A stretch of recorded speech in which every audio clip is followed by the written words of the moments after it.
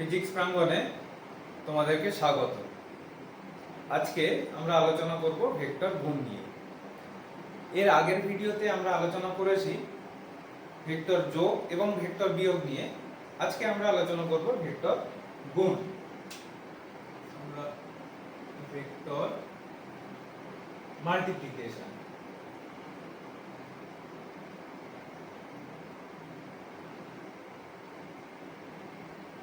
দেখো, এর আগে আমরা নিচু ক্লাসে জেনেছি যে দুটো স্কেলার রাশি তাদেরকে গুণ করলে আমরা অলওয়েজ স্কেলার রাশি পাবো।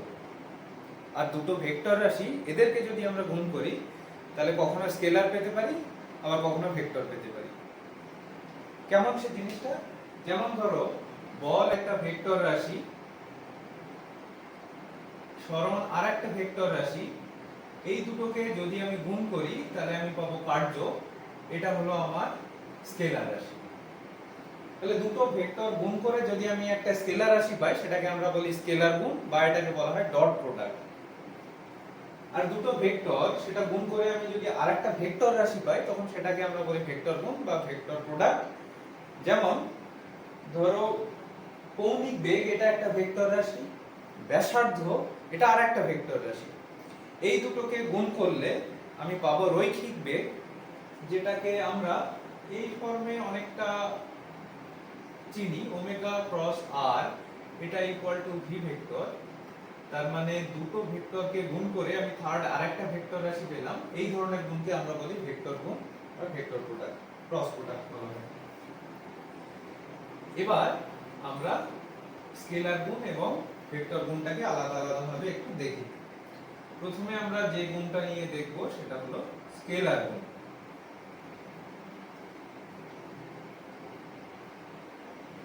দেখো, স্কেলার গুণ মানে ধরো a একটা ভেক্টর রাশি, b আরেকটা ভেক্টর রাশি, এই দুটোকে যদি স্কেলার ভাবে গুণ করো তাহলে আমরা এটাকে লিখি a ডট b এই হিসাবে।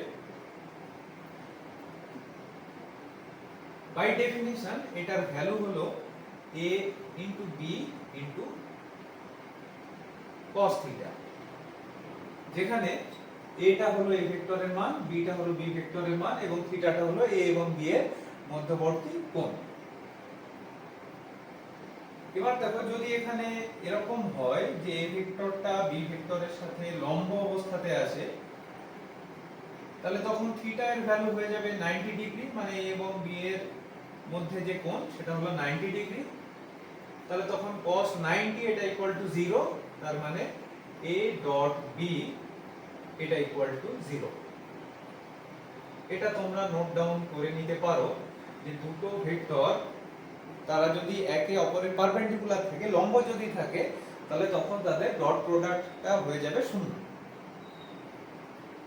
এবার দেখো, এই ভেক্টরটাকে আমরা এখানে এই ভেক্টরের উপাংশ বা স্থানাঙ্কের সাহায্যে আমরা লিখি। সেটা লিখলে এই ভেক্টরটাকে দেখো আমরা লিখতে পারবো a vector equal to ax i cap plus ay j cap plus az k cap, যেখানে x ay এবং az এগুলো হলো এই ভেক্টরের x y এবং z উপাংশ। এটা কেমন? এটা গতদিনই আমরা শিখেছি যে এটা যদি আমার একটা 3D কোঅর্ডিনেট অ্যাক্সেস হয়, এটা যদি x, এটা y, এটা সাপোজ z, এটা যদি আমার a ভেক্টর হয় এবং এই a ভেক্টরের টিপের স্থানাঙ্ক যদি x, ay, az হয়, তাহলে এই তিনটে অক্ষ বরাবর এদের উপাংশগুলো হবে x, ay, az, এবং এই ভেক্টরটাকে আমরা এইভাবে লিখে ফেলতে পারবো। ঠিক একই রকম ভাবে b ভেক্টরটাকেও আমরা লিখতে পারবো bx i cap plus by j cap plus bz k cap এভাবে। তাহলে এদের এই ডট প্রোডাক্টটাকে আমি যদি এদের স্থানাঙ্কের সাহায্যে বা উপাংশের সাহায্যে যদি আমি লিখি, তাহলে a ডট b এটা ইকুয়াল টু আমরা লিখতে পারবো x i cap plus ay j cap plus az into k cap dot, এটা হবে bx i cap plus by j cap plus bz into k cap. এবার এই ডট গুণটা আমরা যদি পুরোটা কমপ্লিট করি তাহলে প্রথমে আমরা শুরু করব এটার সঙ্গে এই গুণটা দিয়ে, সেটা করলে আমার দাঁড়াবে x bx i dot i, তারপর এটার সঙ্গে গুণ করব এটা, এটা করলে আমার হবে দেখো x by i dot j, তারপরে এটার সঙ্গে গুণ করব এটা, এটা করলে দাঁড়াবে দেখো x bz i dot k। ঠিক একই রকম ভাবে ay j ক্যাপ এটার সঙ্গেও এই তিনটে গুণ হয়ে যাবে, az k ক্যাপ এটার সঙ্গেও এই তিনটে ডট প্রোডাক্ট হবে। এই ডট প্রোডাক্ট গুলো পরপর নিচে নিচে বসে যাবে, আমরা এরকম 9টা টার্ম পেয়ে যাব এখানে। তো আমি একটা ক্যালকুলেশন আমি করে দেখিয়ে দিচ্ছি, তাহলে বাদবাকি 9টা টার্ম কেমন হবে সেটা তোমরা নিজেরাই বুঝতে পারবে। দেখো প্রথমে আমরা i ডট i এটা করার চেষ্টা করে দেখি যে এটা কি দাঁড়ায়। ডট প্রোডাক্টের ডেফিনিশনে ফিরে এসো, এখানে a ভেক্টরের জায়গাতে i ক্যাপ পুট করলাম আমরা, ডট b ভেক্টরের জায়গাতেও i ক্যাপ পুট করলাম, ভেক্টরগুলোর জায়গাতে আমরা একক ভেক্টরগুলোকে পুট করে দিলাম। দিলে এদের ডট প্রোডাক্ট যেটা দাঁড়াবে সেটা হলো প্রথমে a ভেক্টরের মান, মানে এখানে i ক্যাপের মান, i ক্যাপ যেহেতু হলো x অক্ষ বরাবর একটা একক ভেক্টর যার মান হলো তাহলে 1, এর সঙ্গে গুণ হবে b ভেক্টরের মান, b ভেক্টরের মান মানে এখানে i ক্যাপের মান সেটাও হলো 1 ইনটু cos থিটা, থিটা মানে i ক্যাপ এবং i ক্যাপ এই দুটোর মধ্যবর্তী কোণ, দুটো একই ভেক্টরের মধ্যবর্তী কোণ সেটা হয়ে যাবে 0 ডিগ্রি, তাহলে এটা হয়ে যাবে cos 0 ডিগ্রি, তার মানে এটার ভ্যালু হয়ে যাবে 0, সরি 0 নয় ভুল বললাম, এটার ভ্যালু হয়ে যাবে 1। তাহলে দেখো i ডট i এটা করলে এটার ভ্যালু হবে 1। ঠিক একই রকম ভাবে j ডট j এটা করলেও তার ভ্যালু আমরা পাবো 1, k ডট k এটা ডট গুণ করলেও আমরা তার ভ্যালু পেয়ে যাব 1। তাহলে i dot i j dot j k dot k এদের তিনটেরই ভ্যালু হয়ে যাবে 1। এরপর আমরা এখানে দেখো i ডট j করার চেষ্টা করি, দেখি কি দাঁড়ায়। এখানে i ডট j ক্যাপ করলাম, তাহলে প্রথমে এটা হলো i ক্যাপের মান 1 j ক্যাপের মান 1 ইনটু cos i ক্যাপ এবং j ক্যাপের মধ্যবর্তী কোণ। তো i ক্যাপ তো আছে x অ্যাক্সিসের দিকে, j ক্যাপটা আছে y অ্যাক্সিসের দিকে, এর মধ্যবর্তী কোণ তাহলে হয়ে যাবে 90 ডিগ্রি, তাহলে এখানে এটা হয়ে গেল cos 90 ডিগ্রি, তাহলে এটার ভ্যালু তখন হয়ে যাবে 0। তাহলে i ডট j এটা করলে ভ্যালু দাঁড়িয়ে যাবে 0। ঠিক একই রকম ভাবে তোমরা j ডট k করবে, এটার ভ্যালু হয়ে যাবে 0, i ডট k করবে এটার ভ্যালু হয়ে যাবে 0।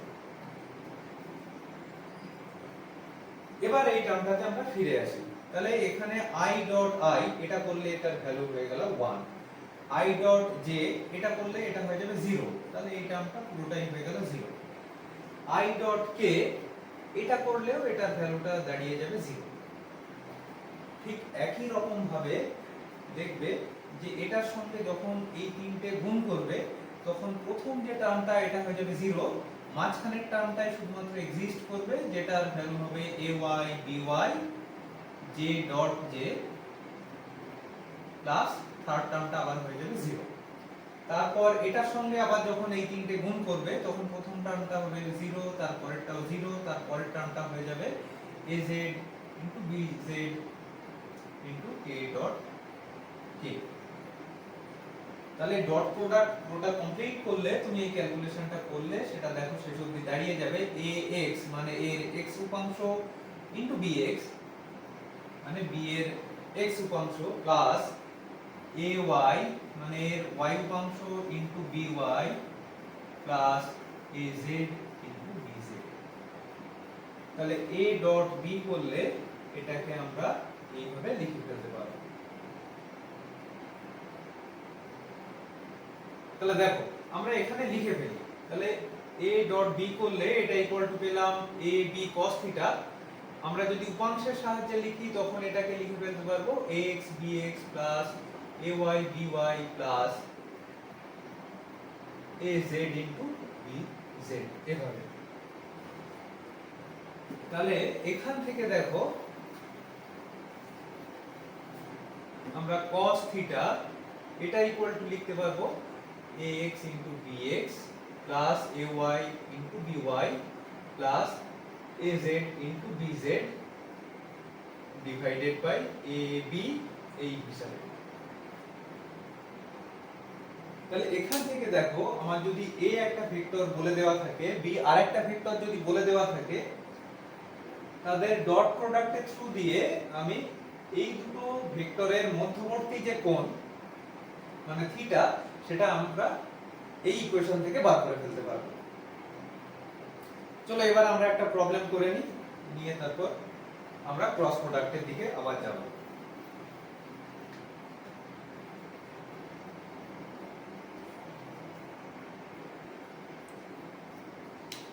এখানে দেখো প্রবলেমটা আছে 3i cap minus 2j cap plus k cap এবং 2i cap plus 6j cap plus mk cap এই ভেক্টর দুটো যদি পরস্পরের সঙ্গে লম্ব হয় তখন m এর মান কত হবে এটা আমাদেরকে বার করতে হবে। দেখো আমরা প্রথমেই বলেছি যে দুটো ভেক্টর যদি পরস্পরের সঙ্গে লম্ব হয়, সাপোজ এটা হলো a ভেক্টর এবং এটাকে আমরা ধরি b ভেক্টর, এই দুটো ভেক্টর যদি পরস্পরের সঙ্গে লম্ব হয় তখন এদের ডট গুণ যেটা হবে সেটা হয়ে যাবে 0।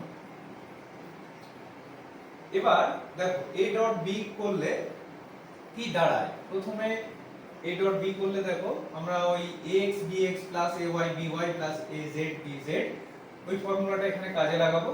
তাহলে এখানে a এর x উপাংশ সেটা হলো 3, এর সঙ্গে গুণ হবে b এর x উপাংশ সেটা হলো 2, তাহলে প্রথম টার্মটা হয়ে গেল 3 2 প্লাস এরপরে বসবে এদের y উপাংশের গুণফল, প্রথমে a ভেক্টরের জন্য এর y উপাংশ -2, b ভেক্টরের জন্য এটা হলো 6 প্লাস এদের z উপাংশ, a ভেক্টরের জন্য এটা হলো 1, b ভেক্টরের জন্য এটা হলো m, এটা ইকুয়াল টু হলো 0। তাহলে এখান থেকে দেখো এটা হলো 6 12 প্লাস m এটা ইকুয়াল টু হলো 0, তাহলে m ইকুয়াল টু হয়ে যাবে 6। এবার দেখো এখানে যদি m এর ভ্যালুটা 6 না হয়ে যদি 8 হয় তখন এই ভেক্টর দুটো পরস্পরের সঙ্গে আর লম্ব নিশ্চয়ই থাকবে না, তখন এই ভেক্টর দুটোর মধ্যবর্তী কোণ কত হবে সেটা তোমরা নিজেরা বার করবে, করে আমাকে জানাবে কমেন্ট বক্সে যে তখন এদের মধ্যে অ্যাঙ্গেলটা কত হয়।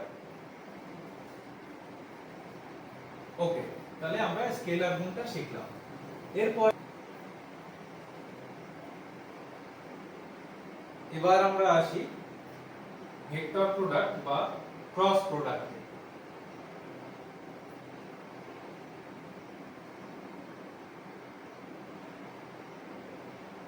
দেখো ক্রস প্রোডাক্টের ক্ষেত্রে ধরো a একটা ভেক্টর রাশি, b আরেকটা ভেক্টর রাশি, এই দুটোর ক্রস গুণ যদি করা হয় তখন আমরা পাবো আরেকটা ভেক্টর রাশি। এই যে ভেক্টর রাশিটা আমরা পাবো এটার একটা মানও থাকবে, একটা ডিরেকশনও থাকবে। বাই ডেফিনেশন এটার ম্যাগনিটিউডটা হয় a b sin থিটা এবং এটার ডিরেকশনটা হয় a এবং b যে তলে থাকে সেই তলের সঙ্গে লম্ব দিকে। তো সেই লম্ব দিকের একক ভেক্টরটাকে আমি আপাতত লিখলাম n ক্যাপ দিয়ে।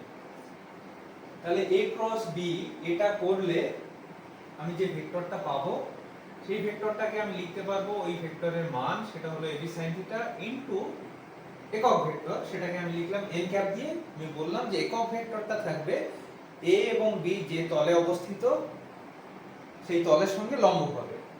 সেটা আমরা কিভাবে চুজ করব আমি একটু পরেই আসছি। আপাতত আমরা a ক্রস b নিয়ে এটার আরেকটা প্রপার্টি আমরা দেখি। দেখো a এখানে যদি প্যারালাল টু b হয় তার মানে a আর b এর মধ্যবর্তী কোণ সেটা হয়ে যাবে 0 ডিগ্রি, তাহলে sin থিটা এটা হয়ে যাবে sin 0, তার মানে হয়ে যাবে 0। তাহলে a প্যারালাল টু b হলে তখন আমরা পাবো a ক্রস b এটা ইকুয়াল টু হবে 0।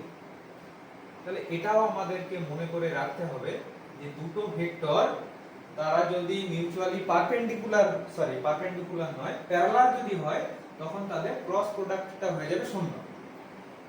তাহলে দুটো ভেক্টর মিউচুয়ালি পারপেন্ডিকুলার হলে তখন ডট প্রোডাক্ট 0 হতো, এরা যদি প্যারালাল হয় তখন এদের ক্রস প্রোডাক্টটা হয়ে যাবে 0। এবার আমরা আসি এই ডাইমেনশনে, এর দিক কোন দিকে হবে সেটা নিয়ে। দেখো n ক্যাপ মানে আমরা বললাম n ক্যাপ মানে হলো a এবং b যে তলে অবস্থিত তার সঙ্গে লম্ব দিকে।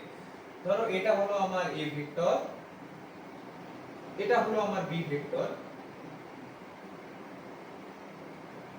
এই দুটো ভেক্টরই আমি বোর্ডে এঁকেছি, মানে দুটো ভেক্টরই আছে আমার বোর্ডের প্লেনে, বোর্ডের তলেই আছে দুটো ভেক্টর। এর সঙ্গে লম্ব দিকের ভেক্টর চুজ করার জন্য আমার রাইট হ্যান্ড কর্ড রুল আছে, রাইট হ্যান্ড থাম্ব রুল আছে, দুটো যে কোনো একটা অ্যাপ্লাই করলেই হয়। আমি রাইট হ্যান্ড থাম্ব রুলটাই প্রেফার করি। এটা এরকম যে এ ভেক্টর থেকে বি ভেক্টরের দিকে তুমি যদি হাতটাকে কার্ল করে ধরো, এদের মধ্যবর্তী কোণটাকে থিটা দেওয়া আছে, এই a ক্রস b এর দিক এটা চুজ করার জন্য আমরা কি করব, a থেকে b এর দিকে হাতটাকে যদি আমরা কার্ল করি তখন এই থাম্বটা যেদিকে পয়েন্ট করবে এটাই হয়ে যাবে আমার a ক্রস b এর দিক। তো দেখো আমরা কোঅর্ডিনেট অ্যাক্সিসের সময় আমরা বলেছিলাম যে এটা হলো আমার x অ্যাক্সিস, এটা হলো y অ্যাক্সিস, z অ্যাক্সিসটা হলো আমার বোর্ড থেকে উপর দিকে উঠে আসছে। এটা বোর্ডের এখানে তো 3D দেখানো সম্ভব নয়, আমরা ধরে নেব যে এটা x এটা y আর বোর্ড থেকে উপর দিকে যেটা উঠে চলে আসছে এই অ্যাক্সিসটাই হলো আমার z। তাহলে a থেকে b এর দিকে হাতটাকে কার্ল করলে থাম্বটা পেয়ে যাব আমার বোর্ড থেকে উপর দিকে উঠে চলে আসবে, এই দিকে পয়েন্ট করবে, তার মানে এটা পয়েন্ট করবে z অ্যাক্সিসের দিকে। তাহলে AB যদি আমার বোর্ডের প্লেনে হয় তাহলে a ক্রস b করলে এটা হয়ে যাবে আমার z অক্ষ বরাবর, এবং z অক্ষ বরাবর একক ভেক্টরটা সেটা আমরা এখানে পুট করব, n ক্যাপটার জায়গাতে সেটাই পুট করব।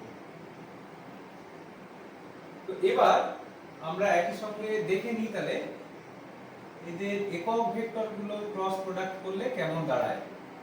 ধরো i ক্রস i, এটা করলে ঠিক একই রকম ভাবে দেখো আমরা এখানে a ভেক্টরের মান পুট করেছি, এখানে i এর মান পুট করলাম 1, এর সঙ্গে গুণ করলাম b ভেক্টর মানে i ক্যাপ এর মান আবার পুট করলাম 1 ইনটু sin, এটা হয়ে যাবে 0, তার মানে এটা হয়ে যাবে 0। তাহলে i ক্রস i এটা করলে আমরা পাবো 0। ঠিক একই রকম ভাবে j ক্রস j এটা করলেও পাবো আমরা 0। ঠিক একই রকম ভাবে k ক্রস k এটা করলেও আমরা পাবো 0। এবার দেখো এখানে যদি আমি i ক্রস j করি তাহলে কি দাঁড়ায়। i ক্রস j করলে দেখো প্রথমে এর মান পুট করলাম, i এর মান সেটা হলো 1, j এর মান পুট করলাম সেটাও হলো 1। এবার হলো sin a i এবং j এর মধ্যবর্তী কোণ সেটা হলো 90 degree into n cap. n cap মানে হলো i এবং j যে তলে অবস্থিত তার সঙ্গে লম্ব দিকে একক ভেক্টর, এবং সেই লম্ব দিকটাকে আমরা কিভাবে চুজ করব, ওই রাইট হ্যান্ড থাম্ব রুল দিয়ে। এই দিক বরাবর x অক্ষ বরাবর, আচ্ছা এটাকে আমরা একটু এখন কোঅর্ডিনেট অ্যাক্সিস দিয়ে আঁকি। এটা হলো আমার x অক্ষ, এটা হলো y অক্ষ, এই দিক বরাবর একক ভেক্টর সেটা হলো i ক্যাপ, এই দিক বরাবর একক ভেক্টর সেটা হলো আমার j ক্যাপ। আমি i ক্রস j করব, তার মানে i এর দিকে হাতটাকে এক্সপান্ড করে j এর দিকে কার্ল করব, তাহলে থাম্ব হয়ে যাবে আমার এই বোর্ড থেকে উপরের দিকে মানে z অক্ষের দিকে। তাহলে এখানে n ক্যাপ এটা আমরা পুট করব এখানে z অক্ষের দিকের একক ভেক্টর মানে k ক্যাপ। তাহলে এটা তখন আর 0 থাকবে না, এটা করলে হয়ে যাবে i ক্রস j করলে আমরা পেয়ে যাব k ক্যাপ। ঠিক একই রকম ভাবে তোমরা এই জিনিসগুলো বাড়িতে একটু ট্রাই করে দেখো যে j ক্রস k এটা করলে কি দাঁড়ায়, এবং একই সঙ্গে তোমরা ট্রাই করে দেখো k ক্রস i এটা করলে কি দাঁড়ায়। এটা তোমরা বাড়িতে একবার প্র্যাকটিস করে দেখে নিও। তো এই ক্রস প্রোডাক্ট গুলো করলে যেটা হয় সেটা মনে রাখার সুবিধার জন্য তোমরা প্রথমে ট্রায়াঙ্গুলার ফর্মে এরকম i j k গুলোকে লিখবে, তারপর ক্লকওয়াইজ যদি তুমি এগুলোকে কনসিডার করো মানে i ক্রস j যদি করো তাহলে তুমি পেয়ে যাবে তখন কে ক্যাপ এবং সেই ভ্যালুটাকে পাবে পজিটিভ হিসাবে। জে ক্রস কে করলে তুমি এই ভ্যালুটাকে পাবে আই ক্যাপ হিসাবে এবং সেটা হয়ে যাবে পজিটিভ। কে ক্রস আই করলে তুমি পাবে জে ক্যাপ এবং সেটার ভ্যালুটা হয়ে যাবে পজিটিভ। তুমি যদি অ্যান্টি ক্লকওয়াইজ আসো, মানে যদি আই ক্রস কে করো, আই ক্রস কে করলে এটার ভ্যালুটা পাবে জে ক্যাপ, কিন্তু এটার আগে একটা মাইনাস বসবে। তাহলে দেখো এখানে লেখা যাক এরকম হবে, ধরো এখানে আমি আই ক্রস জে করেছি, আই ক্রস জে করলে আমি ক্লকওয়াইজ এসেছি, আই ক্রস জে করেছি, তাহলে আমি পেলাম প্লাস কে ক্যাপ। আমি যদি উল্টো করি, জে ক্রস আই করি, তাহলে আমি অ্যান্টি ক্লকওয়াইজ গেলাম, অ্যান্টি ক্লকওয়াইজ গেলে আমি আই ক্যাপ পাবো,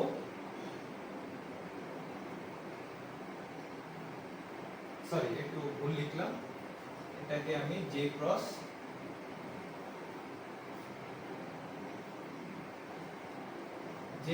আই লিখতে চাইছি। জে ক্রস আই করলে আমি অ্যান্টি ক্লকওয়াইজ গেলাম, তাহলে এখানে কে ক্যাপ পাবো, কিন্তু তার আগে একটা নেগেটিভ সাইন বসবে। তাহলে এইভাবে আমরা বাদবাকি জিনিসের ক্রস প্রোডাক্ট গুলোকেও আমরা হিসাব করে ফেলতে পারবো। এটা তোমরা বাড়িতে একবার একটু প্র্যাকটিস করে নিও, নিলেই তোমাদের কাছে ইজি হয়ে যাবে জিনিসটা।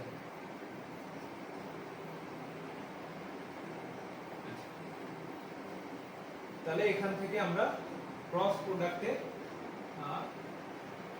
ভ্যালুগুলোকে এইভাবে আমরা বার করে ফেলতে পারবো। এবার দেখো a ক্রস b কে আমি যদি এদের স্থানাঙ্ক বা উপাংশের টার্মে যদি লিখতে চাই, তখন এটাকে x i cap plus ay j cap plus az k cap, বিটাকেও একইভাবে লিখবো। লিখলে এটাকে আমরা লিখতে পারি তখন এই রকম একটা ডিটারমিন্যান্ট ফর্মে, যেখানে প্রথম রোটাতে আমরা বসালাম i j k, দ্বিতীয় রোটাতে আমরা বসালাম a ভেক্টরের x উপাংশ, y উপাংশ এবং z উপাংশ, তারপরে রোটাতে আমরা বসালাম b এর x উপাংশ, y উপাংশ এবং b এর z উপাংশ। এই ডিটারমিন্যান্টটাকে ভেঙে দিলেই তুমি পেয়ে যাবে a ক্রস b করলে এদের উপাংশগুলোর টার্মে যে ফর্মটা আসবে সেটা। তো এই ডিটারমিন্যান্ট ভাঙাটা এটা তোমরা জানো, তবুও আমি একবার দেখিয়ে দিই। দেখো এখানে প্রথম এলিমেন্টটাকে তুমি যদি কনসিডার করো i ক্যাপ, এই i ক্যাপ ইনটু হবে প্রথম এটার রো এবং কলামটা চেপে ধরবে, এই এলিমেন্টটা যে রোতে আসে এবং যে কলামে আসে এটাকে চেপে ধরবে, ধরে তারপর এই গুণটা হবে প্রথমে ইনটু এটা হয়ে গেল ay bz মাইনাস তারপরে হবে এই গুণটা, এটা হলো ay সরি এটা হলো by az। এরপর এখানে বসবে j ক্যাপ, কিন্তু এর আগে একটা মাইনাস হবে, এটা ইনটু কত হবে সেটা করতে গেলে j ক্যাপটা যে রো এবং কলামে আসে সেটা চেপে ধরবে, এটা চেপে ধরলে এই চারটি এলিমেন্ট পড়ে থাকবে। প্রথমে এই গুণটা হবে, সেটা হলো x bz মাইনাস এরপরে হবে এই গুণটা, এটা হয়ে যাবে bx az। ঠিক একই রকম ভাবে এরপরে বসবে k ক্যাপ ইনটু এটা হয়ে যাবে দেখবে x by minus bx ay। তাহলে এইভাবে আমরা a ক্রস b টাকে এদের উপাংশের টার্মে এইভাবে আমরা লিখে ফেলতে পারবো। এরপরে আমাদের ক্রস প্রোডাক্টের ক্ষেত্রে এই ফর্মটা জানা খুব দরকার হবে আমাদের।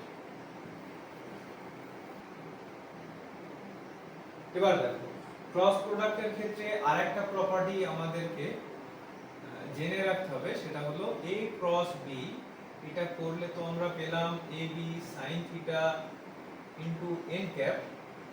a ক্রস b এর যদি আমি মানটা শুধুমাত্র নিই, তাহলে এটা হয়ে যাবে ab sin থিটা। এই ab sin থিটা এটা আসলে হলো a এবং b এই দুটো দিয়ে তৈরি, a ভেক্টর এবং b ভেক্টর এই দুটো দিয়ে তৈরি একটা সামান্তরিক, সেই সামান্তরিকের ক্ষেত্রফল সেটাই হয়ে যাবে a ক্রস b এর মান। ভেক্টর ক্রস প্রোডাক্টের এই প্রপার্টিটা ভীষণ গুরুত্বপূর্ণ, এটা আমরা মনে করে রাখবো যে এটা হবে এরিয়া অফ প্যারালেলোগ্রাম। এ এবং বি দিয়ে তৈরি আমরা যে সামান্তরিকটা পাবো সেই সামান্তরিকের ক্ষেত্রফলটাই হয়ে যাবে a ক্রস b এর মান। তাহলে এটা যদি a ভেক্টর হয়, এটা যদি b ভেক্টর হয়, এই দুটো ভেক্টরের ক্রস প্রোডাক্ট করলে এদের মধ্যবর্তী কোণ থিটা আছে, ক্রস প্রোডাক্ট করলে তুমি এটা দিয়ে যে সামান্তরিকটা বানাতে পারবে, এই সামান্তরিকের যেটা ক্ষেত্রফল, এই ক্ষেত্রফলটাই হয়ে যাবে a ক্রস b এর মান। তাহলে এখান থেকে তোমরা বলতে পারবে যে a এবং b দিয়ে যে ত্রিভুজটা আমি বানাতে পারবো, যে ট্রায়াঙ্গেলটা আমি ফর্ম করতে পারবো, সেই ট্রায়াঙ্গেলের এরিয়াটা হয়ে যাবে, তাহলে দেখো ঠিক এই যে প্যারালেলোগ্রামটা ছিল তার হাফ, তাহলে half into a cross b, এটা করলে আমরা পাবো এরিয়া অফ দা ট্রায়াঙ্গেল। এই প্রপার্টিটা ক্রস প্রোডাক্টের খুব ভাইটাল, এটা তোমরা খুব ভালো করে মনে করে রাখবে। চলো এবার তাহলে আমরা একটা অঙ্ক দেখে নিই।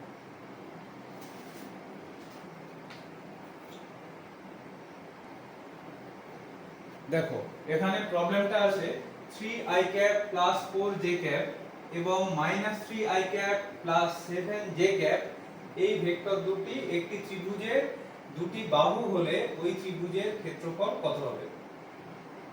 দেখো আমরা যেটা করি, প্রথমেই এটাকে আমরা a ভেক্টর ধরে নিই এবং এটাকে আমরা b ভেক্টর ধরে নিই। ত্রিভুজের ক্ষেত্রফল মানে আমরা একটু আগেই বললাম এরিয়াটা হবে half into a cross b এর ম্যাগনিটিউড। তো আমরা a ক্রস b টা আগে বার করে নিই।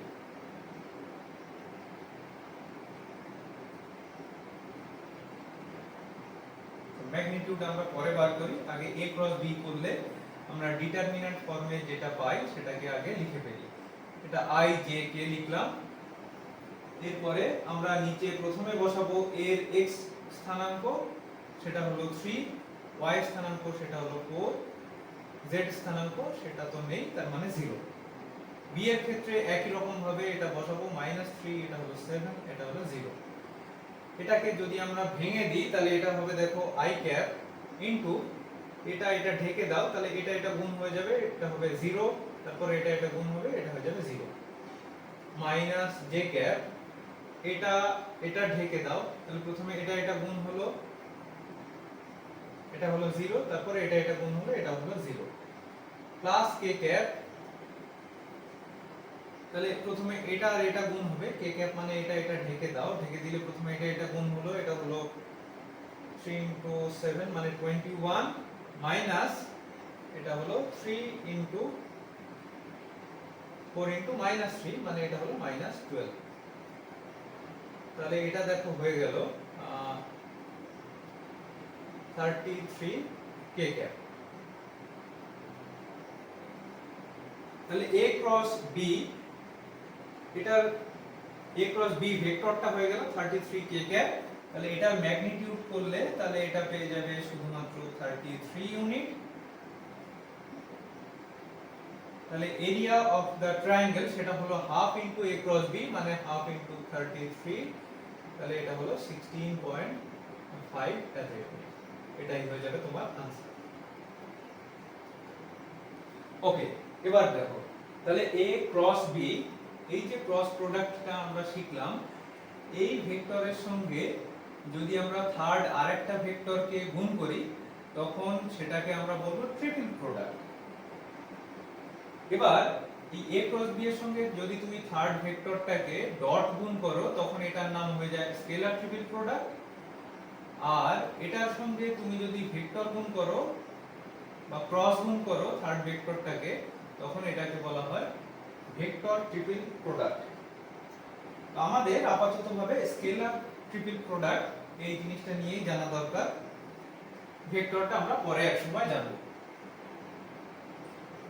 তো এখানে দেখো এটার একটা ইম্পর্টেন্ট প্রপার্টি আছে, আমাদের সেই জিনিসটাই এখানে জানা দরকার যে a ক্রস b করলে আমরা পেয়েছিলাম যে এ এবং বি এই দুটো ভেক্টর দিয়ে তৈরি প্যারালেলোগ্রামের এরিয়া, সেটাই হলো a ক্রস b এর মানটা। আর a cross b dot c করলে এই যে তুমি স্কেলার ট্রিপল প্রোডাক্ট পাবে, এর মান যেটা হবে সেটা হবে ভলিউম অফ দ্য